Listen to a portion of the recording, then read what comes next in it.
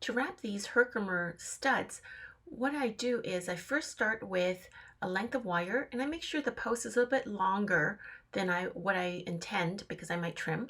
Then I bend really flush to the stone, the wire, and I'm here using soft wire.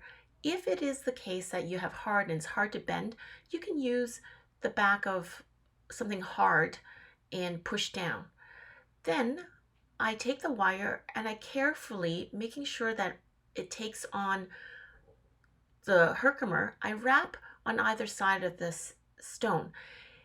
If it's a flat stone, I can go on either side of the post, but if it is a round stone or pointed, it's best to crisscross. Then I wrap the end like this, holding on to the post for support. At the very end, I wrap a loop around and then I make sure that it is tight and tucked, pulled down. I trim and tuck it in.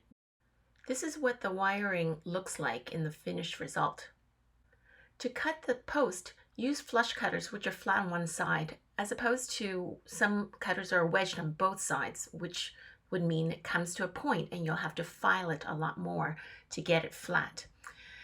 So use flush cutters. That way it's flat and it's not as sharp. To harden the post, because if you have soft wire, you can easily tap, work harden it using plastic coated pliers. If you don't have those, tape masking tape around pliers to prevent any sort of scratching, and then you can harden eventually. And you can do that method with any sort of wire